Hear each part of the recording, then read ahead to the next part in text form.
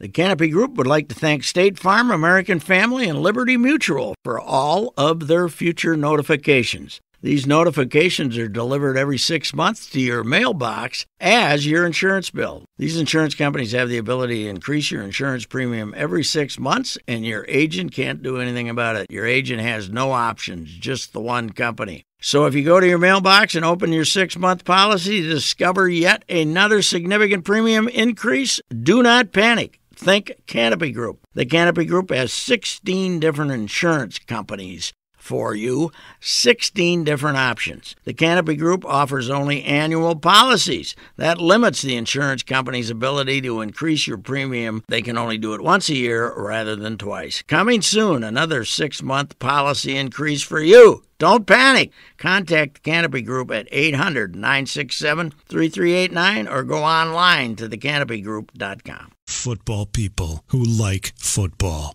Here come 2 words for you. Purple Live. This is Purple Live with Matthew Coller. His mind, his knowledge of the game, his knowledge of... Tom Brady has played against, I imagine, every defensive coordinator in the NFL right now, right? And you know how it is with defensive coordinators, coaches going against other coaches. They remember coaching against this coach. This coach likes to do this. He likes to do that. Tom Brady's been playing so long, he understands what these coaches are trying to do to him. Mm-hmm. He understands the different defenses. Obviously, he understands his offense. That was former NFL wide receiver Donald Jones on the Purple Podcast. Matthew Coller and Courtney Cronin, Purple Live. You can download the Purple Podcast on your Purple app on your iPhone or wherever the heck else you get podcasts. Just type in Purple Podcast. Or if you just like to listen to things on your old PC, we can handle that too. 1500ESPN.com. Just go there. You'll see the Purple Podcast logo. Click that, and you can listen to the entire interview, which was incredibly good with Donald Jones, who was a Patriot briefly, spent an offseason with the Patriots, and had a great perspective on Tom Brady, Bill Belichick, how Belichick will play defense against Adam Thielen and Stephon Diggs, and so forth. So feel free to listen to that. So let me start here with you, Courtney, and people can chime in on this as well, is where do we sit with this team now that they passed such a big test? And it feels like they cleared the hurdle that they needed to clear to get into the playoffs, which was beating the Green Bay Packers at US Bank Stadium. Now, where are we putting them in the category of contenders in the NFC? Feel free to, don't answer that yet. Feel free to jump in. 651-646-8255 is the phone number. We always appreciate your phone calls. So where do you see the Vikings? Do you see them after that win as deserving to be in the conversation in the NFC, still well below New Orleans and Los Angeles and in kind of the mix, or what? Or not believing in them at all? Where do you stand? I've had them as a playoff team this whole time. And I still believe they are, but I don't believe that I don't think right now they're going to contend for the NFC North title. Unless something really, really bad goes wrong with the Bears. They don't have that bad of a schedule coming up. They go to the Giants, and they've got the 49ers, win. They've got the Packers, win. They have the Rams, which will be tough. But I think that the Vikings schedule still is what's going to be the deciding factor here. I think they're a wild card team. And do I think that we might be looking at a matchup against the Bears in the playoffs? Yeah, I do. Yeah, that seems very possible now. And going through the different schedules for teams like, even Carolina, they have to face the Saints twice before the end of the year. And that's going to be really tough for them. They don't have an easy schedule. And the Vikings now, ESPN has them about 70% to make the playoffs. If they get a win this week, it goes up even more. If they get a win in Seattle, then that pretty much would lock them into it, with a game against Miami and a game against Detroit, and then, of course, finishing off with Chicago. Courtney, I was going through the tape of the game against Green Bay this morning, and what I came away with is it wasn't just a win against a bad defense, which I think the Packers are a mediocre defense. I don't think that they're terrible like they have been in the past. It's just so. Okay, they can stop you. They might not stop you on a weekly basis, but I was really impressed with the changes that they made offensively. Yes. And it looked like the offense that we had expected the Minnesota Vikings to have this year to carry over a lot of elements of Pat Shurmur. And I think that they checked pretty much every single box of things they needed to do. Now it's a lot easier to believe that this offense can maximize its talent as opposed to what we saw the previous couple of weeks, especially against Chicago, where you felt like this offense isn't going anywhere. Well, I think what they did, especially on all three of those touchdowns, came on things that are the basis of this offense. What were they really good at last year? Screenplays and throwing screens to running backs. Those had been pretty much obsolete the first 11 weeks of the season. And you can argue, too, that they threw a lot of screens to wide receivers, and those were pretty good, forcing some of those perimeter, getting guys out to the perimeter. And they also use running backs in wide receiver spots. But to get the running back screen game going, great. 26-yard touchdown, Dalvin Cook. Play action, as we mentioned in the previous hour on the last segment, those were both touchdowns to Stephon Diggs and to Adam Thielen. They're playing to the strengths of their offense, which is something that John DeFilippo has always mentioned. Ever since he got here, and we talked to him in May during OTAs, that get your playmakers in space, B, do what they do well, and building your offense around Dalvin Cook. Yeah, you would have probably liked that, and especially with the play action game and so many other elements, but they weren't able to do it for a lot of different reasons, because Kirk Cousins still getting used to the offense, because Dalvin Cook got hurt, and because of the strength of the offensive line. Now you're starting to see they found workarounds for a number of different handicaps that they do have on offense, starting with that offensive line. Pat Elflein getting out to the second level, that is the reason that you drafted him in the third round in 2017, because you knew how athletic he is and how vital that is. Watching Brian O'Neill do the same thing, pulling all the way over to the left side on that, I believe it was a 5-yard Dalvin Cook run there late in the game. Mm-hmm. He actually got injured on the play, but was able to, when he got the concussion. That I think is, you've got workarounds. You've got things that these guys can do really well. Now it's going to be a matter of, you go on the road in two very hostile, two very tough environments the next few weeks. You need to see those type of concepts continue over, because you found the recipe. You found the recipe for what this team is really good at, and it's just a matter now. The defenses you're going to see from here on out are in no shape what you saw the hardest part of your stretch. So I get the sense that Mike Zimmer decided to take some things upon himself to make some changes, and let us hear a few of them in the media, in the press conferences last week leading up, some of his frustrations. But from what he said about having conversations with Kirk Cousins, especially when it came to wanting Cousins to just take off to get first downs, talking about the volume of plays and simplifying it, and then to see them on tape use simple concepts work, was like, this is it. Yeah, this is what you're supposed to be doing. Like, they ran on 3rd and 10, they ran a little bit of a mesh concept, which is just a receiver and a tight end running across each other. It's very simple. It's used for every team, but it goes for 15 yards because they got Adam Thielen the ball. Simple stuff like that. Execution, just line it up and play it, which is what Mike Zimmer said.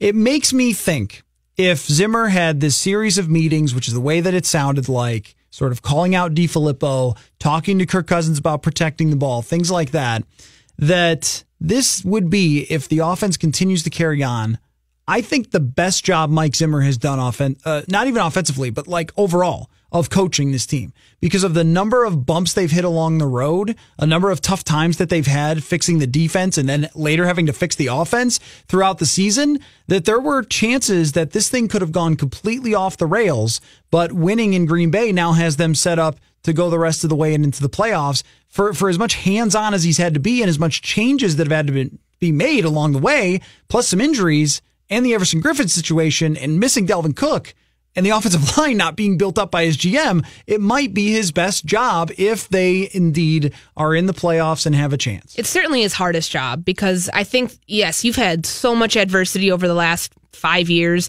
that he's been here, and in terms of, all the different quarterbacks he's had and all the injuries that he's faced in the offensive line in 2016. I think just the magnitude of, there was always something this year. If it wasn't the offensive line, it's losing your offensive line coach. If it wasn't, having all the issues with your defense early on, it's losing Everson Griffin to mental health issues for a stretch of 5 weeks. If it wasn't Kirk Cousins fumbling the ball away on back-to-back drives against Buffalo and you having an embarrassing, not Minnesota Vikings team, is what Rick Spielman said about that game, that type of loss, then it's, going head to head and bucking heads with your, allegedly bucking heads with your offensive coordinator. I mean, Mike Zimmer, when he gets out in those press conferences, he doesn't hold back. And I guess for better or for worse, I mean, it's very much a read between the lines type season. I think that we've seen that in several circumstances with what Kirk Cousins has said and what Mike Zimmer has said. But the job that he's done, I think, in just kind of pulling back a little bit with the Kirk situation. I mean, what Kirk said, Kirk brought that up the other day after the game, and then Zimmer talked about it yesterday during his press conference, that he's had meetings with Kirk Cousins. And I mean, Kirk has had meetings with Coach Zimmer, and that Coach Zimmer always tells him, well, what do you need from me? What can I do to help? Mm-hmm. We hadn't heard about those types of meetings at any other point this season. So I wonder, did they increase in frequency? I know Mike Zimmer said he met with him several times last week. So that to me is interesting. And it maybe shows that, yes, Zimmer wants this team to have a defensive identity. That's how he's won games. Who knows if that'll blow past him at some point, if he'll be able to survive in this league, not buying into the offensive wave that's coming through. But I think in his ability to understand and make adjustments and offer an ear, it honestly sounded more like kind of like a compassionate understanding, like, help me help you. Help me help you figure out what you can do best, because, Kirk Cousins going into the Chicago game, playing like a deer in headlights, there needed to be some sort of, as you said, a come to Jesus type thing last week. And I think that they've done a pretty good job. And I mean, Mike Zimmer had a lot of praise for John DeFilippo after that game, after the Green Bay Packers game, and rightfully so. I mean, that was a rough start again for the offense, and it could have gone very south from that point. But I think that some of the play concepts that they had, some of the screen game, and not even just the screen game. I mean, getting your running backs, your explosive running backs. I mean, he even threw a few passes to Amir Abdullah. Just getting creative with your personnel. And I think that they've shown that they can do this at a high level. It's just a matter of maintaining it. So I don't know this, but it just seemed to me, the way that I was kind of perceiving the situation would be that Zimmer said, it's got to be this way. Like, if we're going to win on offense, it can't be with a complicated offense that asks Kirk Cousins to sit in there and have Riley Reif block Khalil Mack one-on-one and just stand in the same place in the pocket all the time. We've got to use some of the same football hacks that we used with Case Keenum, but apply them to a more talented quarterback. It's almost like for a lot of the season, at times, not always, that they would treat Cousins as if he was one of the best quarterbacks in the league, that he could make all the same types of plays and extend plays. And that's where, if you were bringing over Philadelphia's offense with Carson Wentz is really good at extending plays, and Kirk isn't. So I think that they use a lot of those same things that they use to protect Case Keenum, moving him out of the pocket. I mean, the touchdown to Adam Thielen's a great example. It's just a rollout. There's no one around him. He could just wait to see how things develop, and then wide open is Adam Thielen for a touchdown. These are things, they were not making it super easy on Kirk Cousins all the time, and they were able to do that against Green Bay. Feel free to chime in. Purple Live Show, 651-646-8255. Let's go to Bob in Woodbury here. What's up, Bob? Hi, how are you? I'm just on the same topic. It seemed like Cousins went out of the pocket on a rollout 2 or 3 or 4 times this last game that he didn't prior to the Chicago game. And I think that's great because it gives him a little extra time. And he followed Aaron Rodgers on that same technique, because if there is a defensive guy coming towards him, he throws it out of bounds and he doesn't have to take a sack. Mm-hmm. And he had so many previous games where they tip a pass on the line, when he's in the pocket. So rolling out a little bit gives him that time. If he doesn't find a guy, he throws it out of bounds, just like Rodgers does. Many times we've seen it, and he doesn't take a sack. So I don't know. I think somebody told him, either Filippo or the head coach, let's roll out a little bit more. Somebody said something to him. Yeah, for sure. Working. For sure, Bob. Thanks for the call. Play action is the biggest part of Kirk Cousins' game. Mm-hmm. I mean, even Belichick mentioned it today in the conference call. Absolutely. I mean, well, you want to talk about a good play action quarterback, take a look at what Tom Brady's doing, but we can get into that. with Kirk Cousins and how explosive he can be off play action, just take a look at some of the numbers. So against the Packers, in 2 meetings this season, he has an 81.2% completion percentage. All others, 75%. So it's not that big of a difference.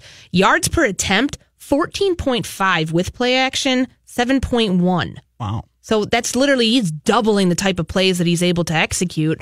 And look, I asked Zimmer about play action last week because we talked about the percentage and you just haven't really seen it. And we wonder, okay, if this was such a big part of his game, why is it not being utilized as much? And he said, yeah, short answer, yes, we need to use more of it. I think some of that's on Kirk too, though, where when he drops back, he's staying in the same spot in the back of the pocket and making his tackles job very, very, very difficult. Right. And that was the constant theme from the Rams game to where he's, saying, oh, well, you never want to be more than 9.5 yards deep in the pocket. And it's like, well, that's pretty deep, especially on a shotgun when you're dropping back out of shotgun.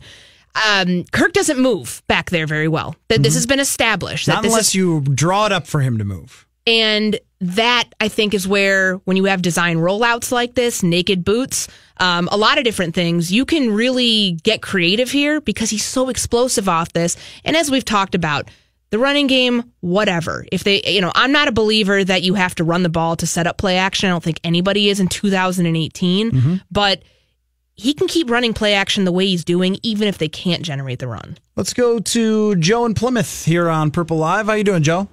Great, thank you. I appreciate you taking my call. And great segue into what I wanted to talk about. You mentioned the running game. I cannot say I agree with you that play action doesn't need to be set up by having a strong running game. I think after a while they just kind of figure you out. But I want to talk about the running game just real quick, that I feel like in my observance of this year so far that when it comes to actual running of the ball, Latavius is definitely doing a much better job or gaining more yards than Dalvin is on the ground. Clearly, Dalvin is the pass catcher, and when you look at this last week's production, I know Latavius got 11 carries, and at times he had some pretty decent, runs. It only amounted to, I think, 33 yards or something in that ballpark. But I guess the point of what I'm trying to get to for my call is I'd love to see Latavius more engaged. That streak we went on when Dalvin was out, when Latavius they adjusted and he finally was running well, we were winning and we were doing a more balanced offense. And I just, with Dalvin being back, I know everybody loves his explosive capabilities, though the fumbleitis gets on my nerves. I just would love to see more ground and pound on running the ball to establish that play action so that Kirk is not having to throw 60 passes a game.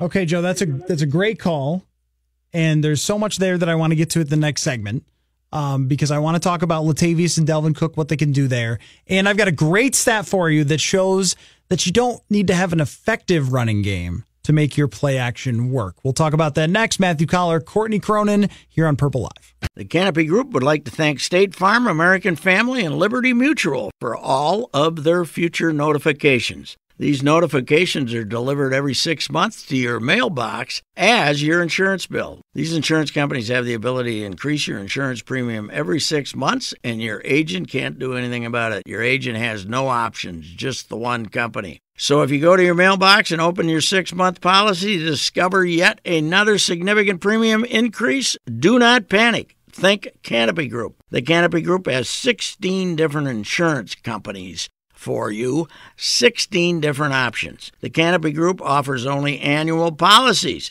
That limits the insurance company's ability to increase your premium. They can only do it once a year rather than twice. Coming soon, another 6-month policy increase for you. Don't panic. Contact the Canopy Group at 800-967-3389 or go online to thecanopygroup.com. In a sea of purple, this is One Deep Dive. It's Purple Live with Matthew Coller. All right, Matthew Coller and Courtney Cronin here on the Purple Live show, the live version of the Purple Podcast, which you can download anywhere you get podcasts. Great call to end the last segment about the Vikings and how they should use Latavius Murray and Dalvin Cook, and about play action in the NFL now. And what's interesting about that is you can't run it every single play, but one stat that I like to use to demonstrate how you don't actually need to succeed in the run to keep having success in the play action, other than just what the Vikings are doing this year. 2016 was the worst running game I think I've ever seen in my life by any team, by the Vikings. Mm-hmm. It was a joke. The Matt Asiata show. Okay. What? Worst in the league in rushing. And Sam Bradford had a 110 quarterback rating on play action. He was incredibly successful when they ran play action. They had no running game whatsoever. No one had to be afraid at all. The way defenses are designed and the way that linebackers, what they're told to do, they're told to read keys in the backfield. And so they react, and when they come up, that's just what they're supposed to do on that play that's taught to them since they were in high school, and they read that play, and they come up, and that opens up space. It still works.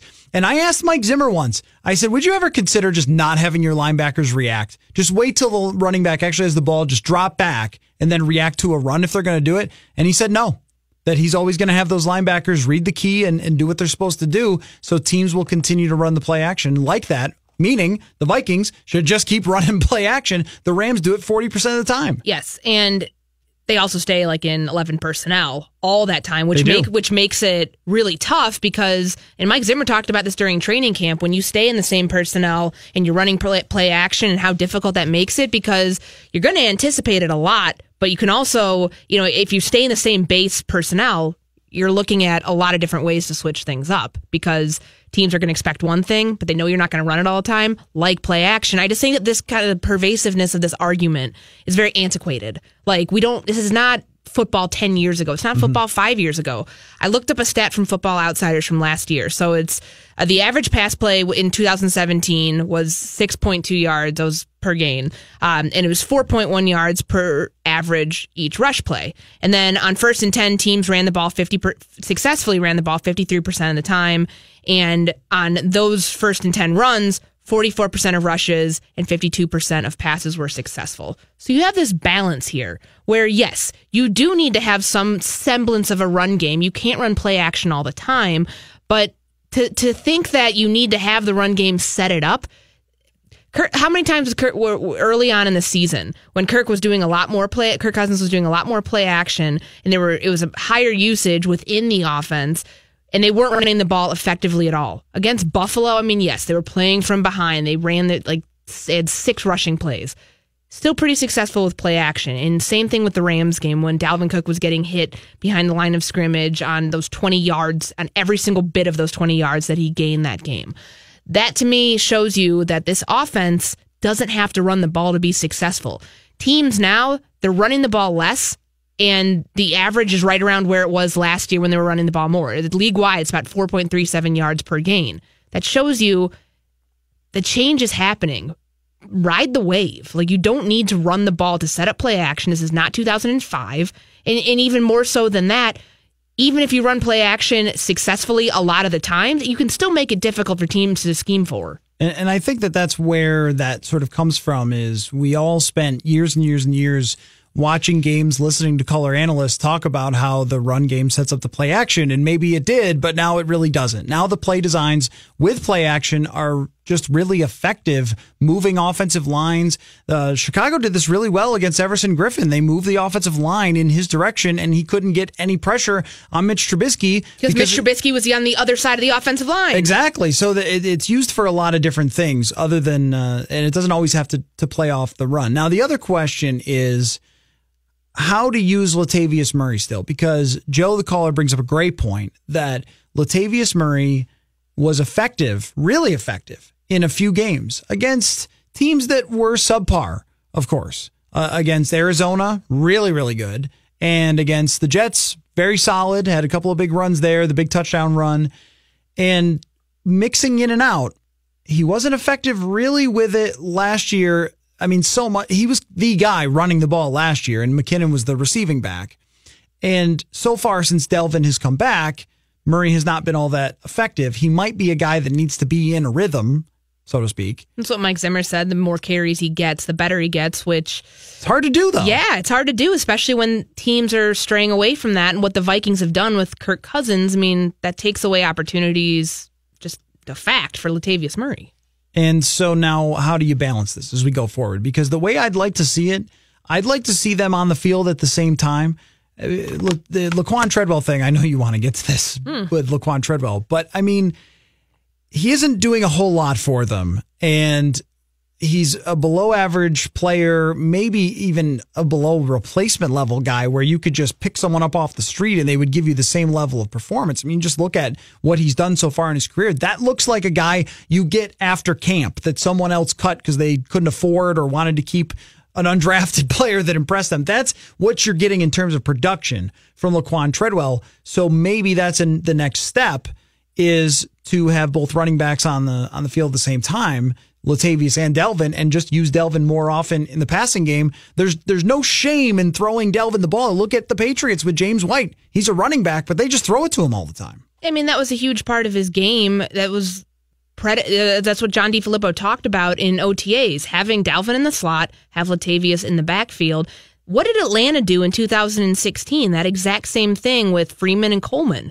Like, you can do that. You can have both running backs on the field at the same time. Means then you don't know, okay, just because Dalvin's in the slot doesn't mean that he's going to get the ball. I mean, there's been a handful of times where they've done that same sort of trickery where they've had running backs in wide receiver spots and they've been nowhere close to getting the ball. So I think that it gives the defense a much harder look to prepare for, and it makes your offense more explosive because you can do so many more things when you have both of them in the game at the same time.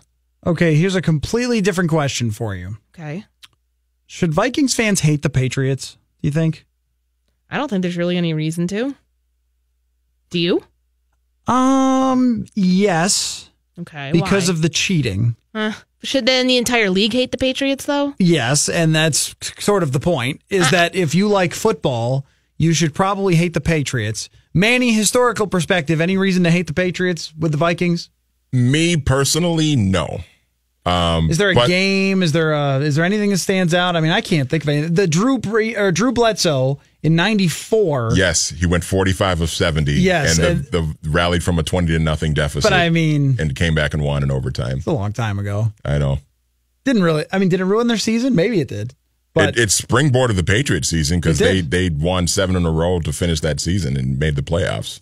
But for me, I don't hate the Patriots because it's more like I've always liked Tom Brady, even like back to people don't believe me when I say this, but I liked Tom Brady even back when he was at Michigan. I was a Drew Henson guy. Sorry. Well, yeah, that was part of the reason why I like Tom Brady because I'm watching him go. Lloyd Carr is doing this stupid 2-man quarterback thing with Drew Henson, who had shown nothing. Great baseball player, though.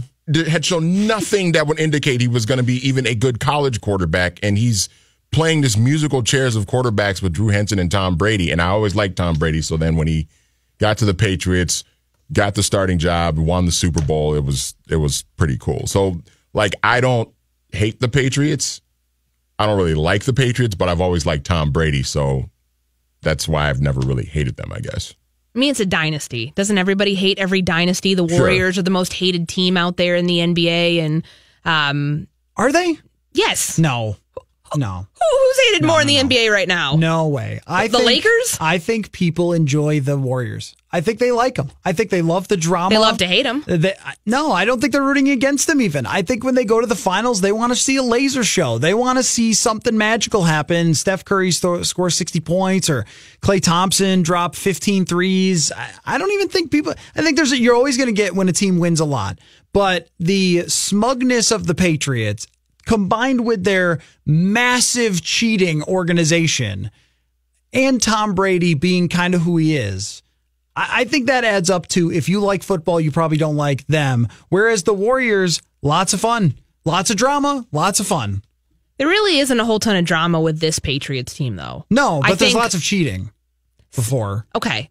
Here's a question I'll pose to you. Is it time to move on from like Deflategate and all those things? No? Okay. All right. Well, I'll just be quiet now because I think it is. Spygate we should still talk about. I think we should still be cognizant of it and what that was and what that did to the NFL at that time, but it's not part of today's game. I think that you still appreciate that this guy is 40 years old and playing at the level that he's playing. Okay, I don't think I ever cared about Deflategate. I will give you that. Whatever. You want to know why Spygate never bothered me? Because I've always thought Mike Martz was an awful head coach.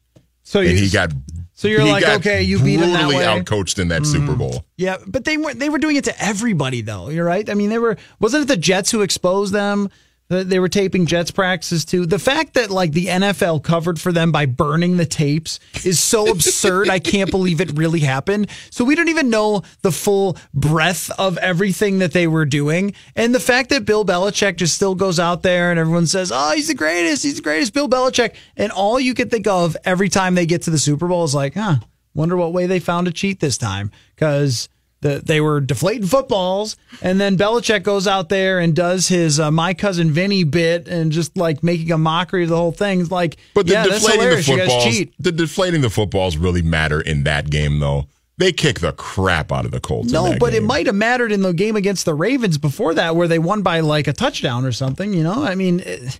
That was the thing is how many games did they win because Brady could actually grip the ball instead of not being able to grip the ball? And the bigger point is just they do this all the time. And so, like, yes, Brady's great, Belichick great, but they're smug as heck, and Belichick won't answer any questions on it or anything like that. There's no accountability from them. I think there's every reason to dislike the Patriots. I think we need to get to some calls because I'm curious as to what Danny thinks about this. Okay, let's hear from Danny then. What do you think, Danny?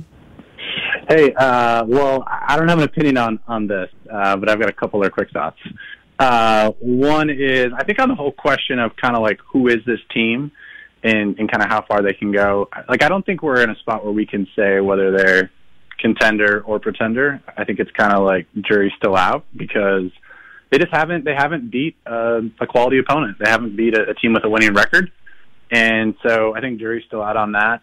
And the other thing I was going to say is just, I think everything, when you strip everything away and you kind of look at this team, how far this team will go in the playoffs, I still think comes back to the defense, even in this sort of high octane NFL that is. That defensive line last week, I think someone charted it out that they only blitzed Rodgers 4 times, but we're still able to get that pressure.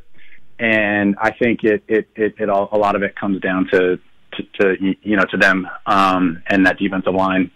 And then the other last little quick thing is I would love to see what how this team does in playing turnover free football against a quality team, because against Chicago you have the turnovers, against New Orleans you have the turnovers, and so it's kind of like this ongoing narrative. Well, it's like, well, they play well enough, but they had the turnovers. And so it's the question of, like, can they play well, play turnover-free football, and then kind of beat the quality opponent?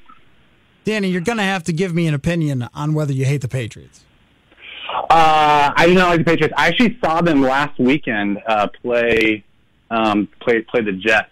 And I'm not calling it here, but, man, they look flat.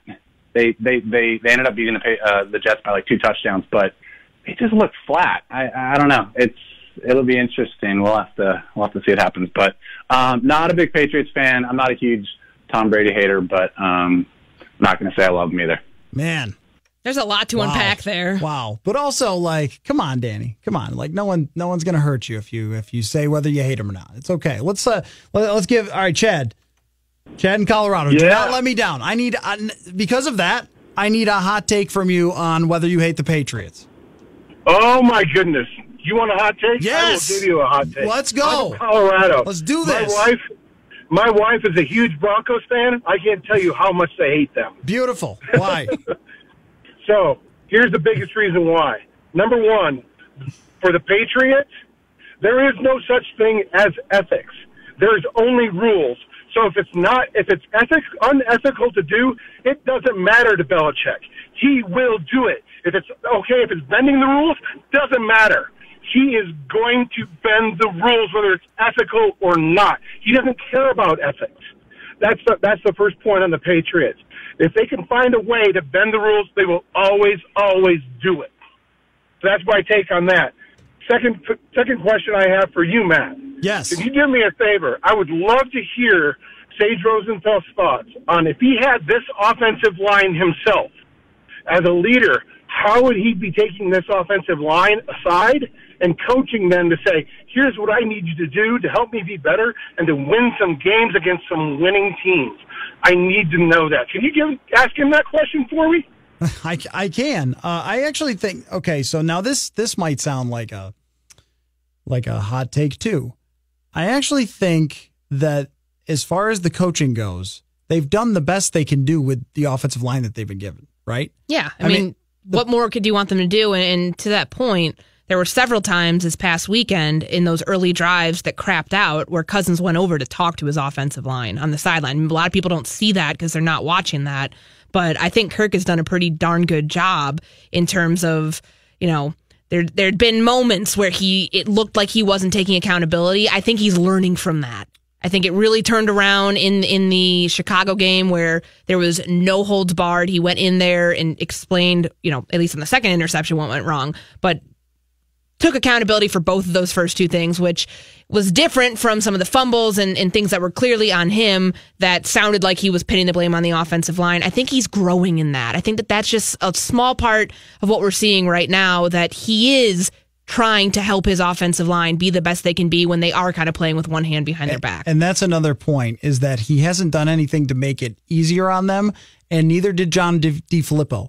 And now I think that they will, going forward after what we just saw. And from a person-to-person perspective on the offensive line, I feel a little bit like bad for each player.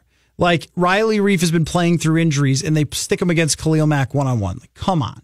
Like Mike Remmers is a good tackle, and now he's a guard, and he's having some of the worst, worst figures of his career. And it's really tough. And Pat Elflein has those injuries and has to come back and play Aaron Donald. Like, oh yeah, that was great. And Tom Compton's not a starter. Like Nick Easton is the starter, and they didn't have any backup plan, so then they just have to stick this guy in there. And then Brian O'Neill's a rookie, and he is trying like hell. So it's like they didn't do anything to make it better, and the guys are probably getting as much out of themselves as they can. But it's just not a great situation. And that's going to be one of the biggest questions as we go forward. We got another call on the line that I want to get to when we come back. And I'd love hearing from people. Like, do you hate the Patriots as a Vikings fan? Is there any reason to hate the Patriots? Chad in Colorado really hates the Patriots because they cheat and they're unethical. Do you feel better now? Do you feel better now that Chad's I needed somebody on your side? to give me a take, man. I think Chad needs to take a deep breath after that one. I'm good with that. No, I love the fire. All right, let's take a quick break. We'll talk a little bit more about it. I've put it out on Twitter as a poll to find out how many Vikings fans actually hate the Patriots. We'll be back here on Purple Live. The Canopy Group would like to thank State Farm, American Family, and Liberty Mutual for all of their future notifications. These notifications are delivered every 6 months to your mailbox as your insurance bill. These insurance companies have the ability to increase your insurance premium every 6 months, and your agent can't do anything about it. Your agent has no options, just the one company. So if you go to your mailbox and open your 6-month policy to discover yet another significant premium increase, do not panic. Think Canopy Group. The Canopy Group has 16 different insurance companies for you, 16 different options. The Canopy Group offers only annual policies. That limits the insurance company's ability to increase your premium. They can only do it once a year rather than twice. Coming soon, another 6-month policy increase for you. Don't panic. Contact the Canopy Group at 800-967-3389 or go online to thecanopygroup.com. Purple, purple, and more purple. This is Purple Live with Matthew Coller.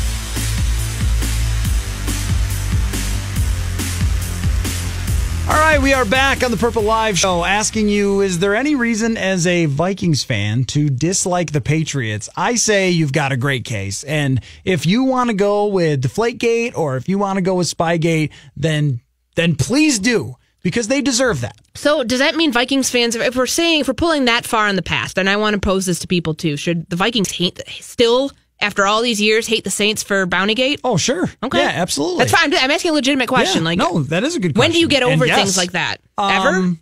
Yeah, the fact that they didn't cheat to beat the Vikings in any way, I could see people being like, not my problem. But I just think because they don't play them that often, that it doesn't really affect this fan base. Right. And that's why I thought it was an interesting question to ask. And the poll question that I've put out there on my Twitter at Matthew Coller has been pretty much 50-50. 633 votes. We got 55% saying meh, not so hating the Patriots, and then 45% saying yes, we do hate the New England Patriots.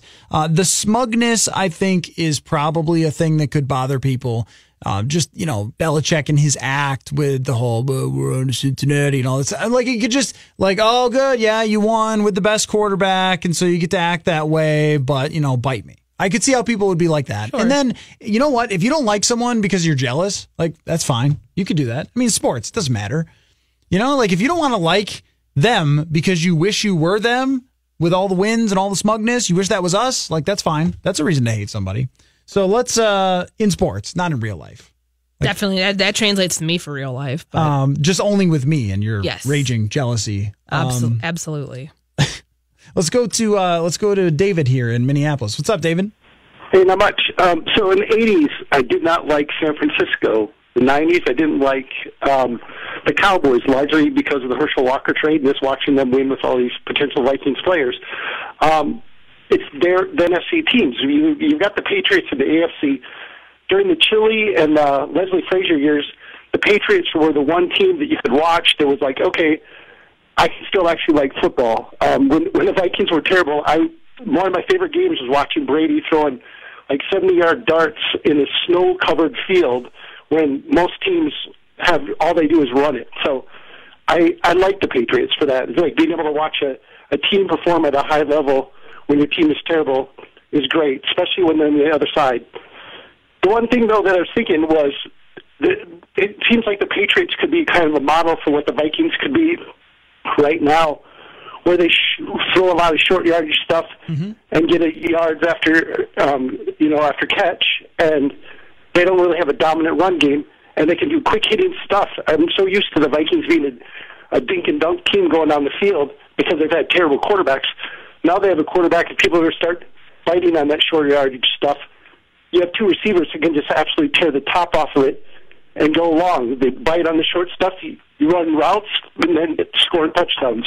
Yeah. No. David, you make a good point about respecting what they've been able to do and their approach to even having Tom Brady succeed late into his career. A lot of short passes, the occasional deep bomb, as opposed to trying to ask too much of him in his later age. And it's almost like we haven't noticed, but things have changed with Tom Brady. And it's mostly that they have just worked around his current strengths. And I could see as a Viking fan where you'd say well, just respect that. They're good and he's good at quarterback. I mean, unless you were constantly, if you're, an AFC East opponent, sure, you're always going to hate him because he won't go away. Right. But they just haven't played him regularly. It's just, that's the thing where this whole week the narrative is going to be, they're Parcells' disciples, and what do they know about, what concepts do they pull from that, and how different, how much of the same, what they do. Well, they're kind of different. They don't really play each other that often. They don't intersect paths. So I think that it's kind of like they're two conversations happening on their own.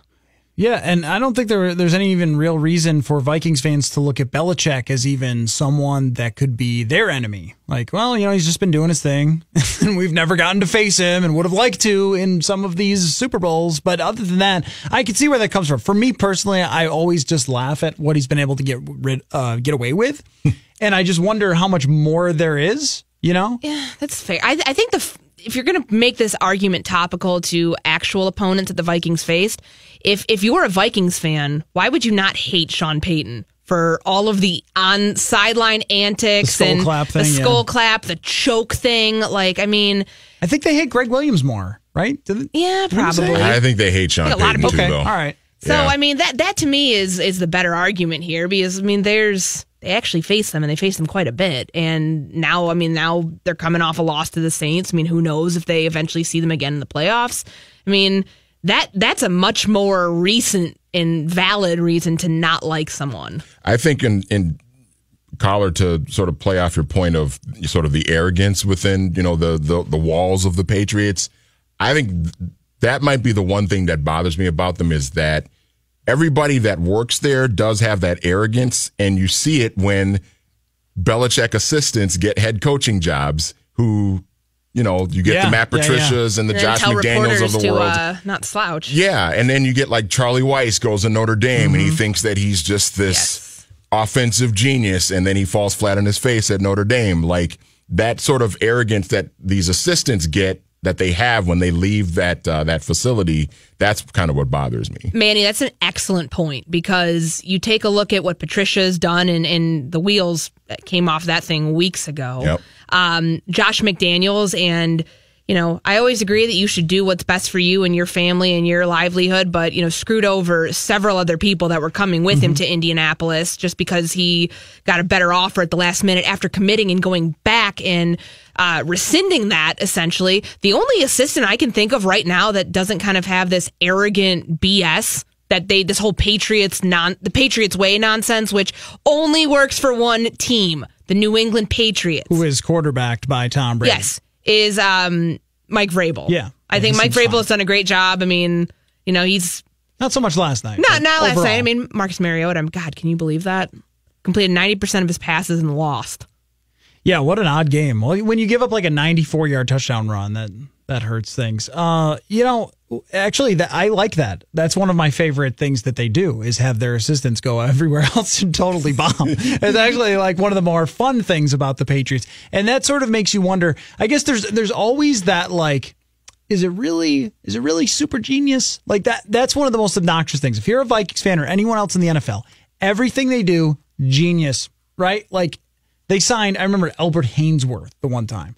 And this whole Patriots way nonsense of like, oh yeah, they don't put up with anything. And then they sign like the worst people. What did he do again? Was he the one who stepped on the guy's neck in the middle of the game? Yeah, he did. And then that blew up in their face, but still like genius. And then, with this Josh Gordon thing, what irritates me too is how other teams just like give them things. Like Jacksonville, run the ball. Like, stop having Blake Bortles throw on third down and stopping the clock. Like, run the ball, right? Just, why are you doing that? And it always seems like teams choke. Atlanta, run the ball. Seattle, run the ball. Like, these teams just giving them stuff. Like, they didn't even really earn it. They just sort of intimidated with their, like, weirdo mystique and the Giants cheating. were the one team that figured it out against them in the Super Bowl, that actually played it smart. Right. They ran the football, and Eli didn't turn the ball over. You notice the thing about that, and this is, I try not to just, like, make up potshot theories on the radio, but I've got one. So if you like it, then you use it with your friends.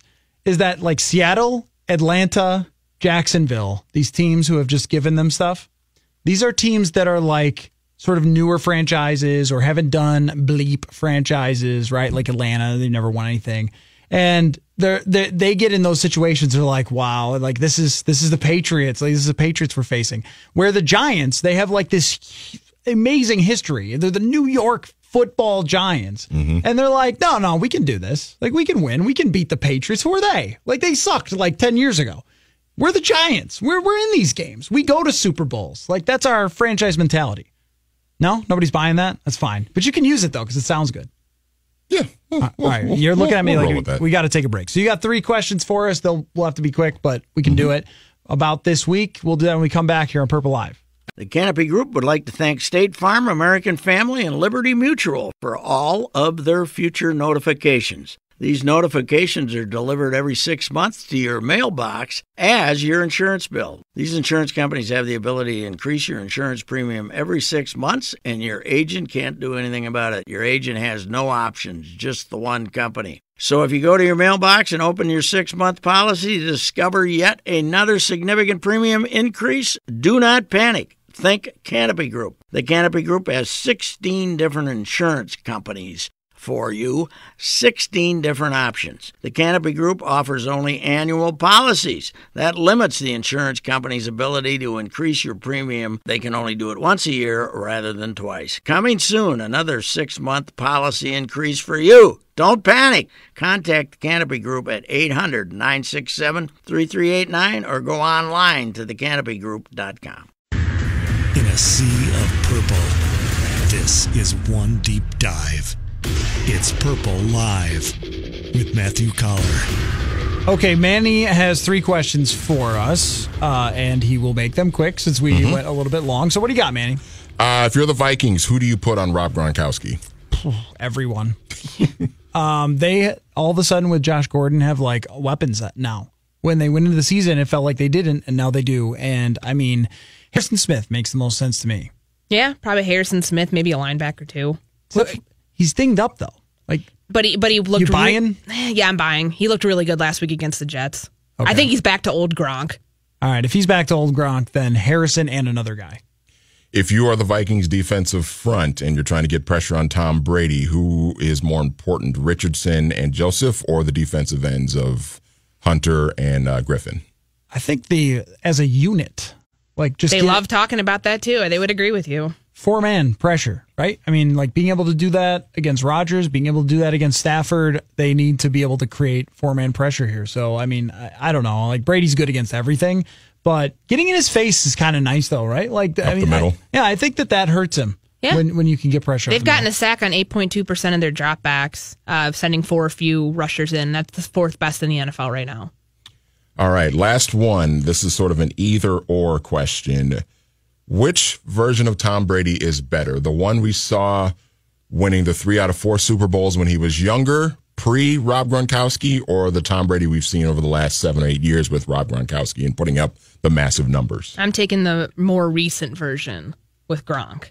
He is just such a mind freak with these last few years, right? I mean, just going back to the Super Bowl again, and it wasn't Tom Brady's fault that they lost that game. I mean, he went off, and their defense couldn't stop anybody. So their defense couldn't stop Nick Foles, but the Vikings couldn't either.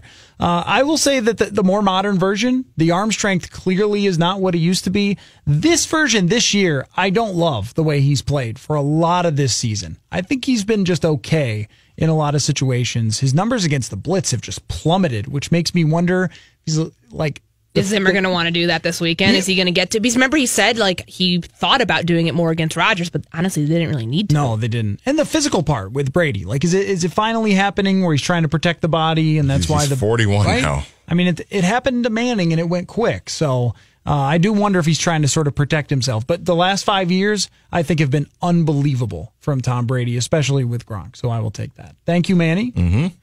Next week, we're going to start this next week. I want to do this week to have you do an NFL film style preview. Yeah, I was wondering if you were going to want me to do it. But do you have time? Did you have one? I don't really have one, but I could maybe muster one up here in the last minute. Can we get some autumn wind going just like last week? Yeah, let me see if autumn wind. Okay, that's how we will end the show. Manny, NFL film style preview of Vikings and Patriots. Thank you all for listening. Subscribe to the Purple Podcast.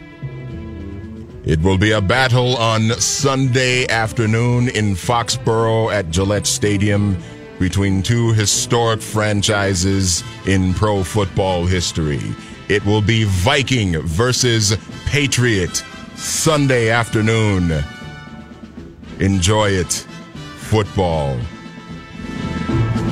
The Canopy Group would like to thank State Farm, American Family, and Liberty Mutual for all of their future notifications. These notifications are delivered every 6 months to your mailbox as your insurance bill. These insurance companies have the ability to increase your insurance premium every 6 months, and your agent can't do anything about it. Your agent has no options, just the one company. So if you go to your mailbox and open your 6-month policy to discover yet another significant premium increase, do not panic. Think Canopy Group. The Canopy Group has 16 different insurance companies for you, 16 different options. The Canopy Group offers only annual policies. That limits the insurance company's ability to increase your premium. They can only do it once a year rather than twice. Coming soon, another 6-month policy increase for you. Don't panic. Contact the Canopy Group at 800-967-3389 or go online to thecanopygroup.com. GM Reaction. I'm Ed Donahue with an AP News Minute.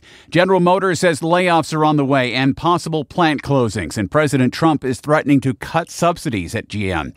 This is White House Economic Advisor Larry Kudlow. Obviously, there's a lot of disappointment, even anger. I've heard it, again, from Mr. Trudeau, from President Trump, from Democrats and Republicans. White House Press Secretary Sarah Sanders says she's unaware of any conversations about a potential pardon for former Trump campaign chairman Paul Manafort. I'm not aware of any conversations for anyone's pardon involving this process. Prosecutors with Special Counsel Robert Mueller's office accused Manafort of lying to them and said he had violated a plea agreement struck in September. A township employee was shot and killed inside a Pennsylvania municipal building in the Poconos. A suspect was quickly taken into custody. Police say the gunman walked into the Paradise Township Municipal Building this morning and opened fire. I'm Ed Donahue.